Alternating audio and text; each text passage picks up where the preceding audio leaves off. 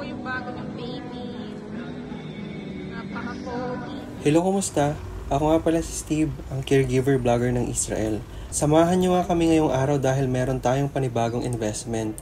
Nandito nga tayo ngayon sa Nissan Tarlac para i-release ang brand new Nissan Terra Sports na dream car ko. Hoy! Ito regalo ko na rin sa aking pamilya at syempre sa sarili ko na din. Habang ini-edit ko itong voiceover, kinikilig talaga ako. Nakakatawang isipin, no? Yung dating kalabaw lang ang sinasakyan namin ngayon, 4 wheels na. Isa lang ito sa mga hindi ko mabilang na blessings na binigay ni Lord sa amin. Sobrang daming nangyari ngayong 2023-2024. Lahat positive, lahat magaganda. This is one of my way to repay my parents' sacrifices. Hindi nila naranasan ang magandang buhay noong mga bata pa sila, pero nagsikap sila. Nagsikap sila na mapakain kami 3 beses sa loob ng isang araw. Nagsikap silang mapag-aral kami sa abot ng kanilang makakaya. Nagtatanim-tanim ng gulay, nagsasaka ang tatay ko at ang nanay ko naman ay namamasukan bilang isang kasangbahay.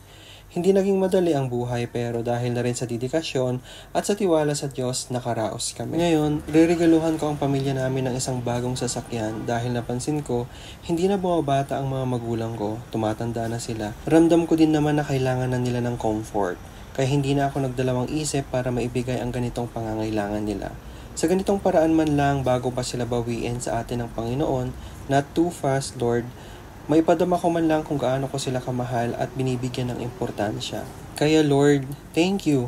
Naniniwala ako na ang lahat ng ito ay naaayon sa iyong mga plano. Walang paglagyan ang kasiyahan namin sa mga oras na nakita na namin ang aming sasakyan. Sabi ko nga, nasanay kami noong mga bata kami na sa kalabaw lang kami sinasakay ng tatay namin.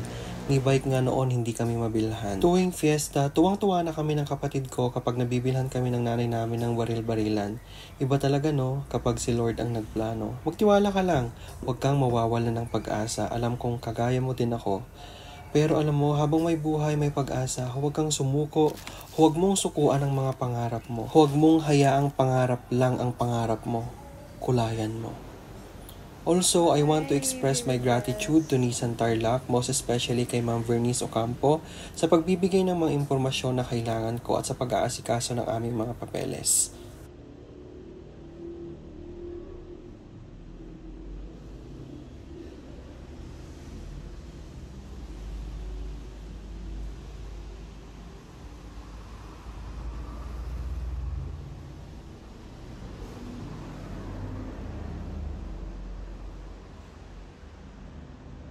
Pogi naman yan.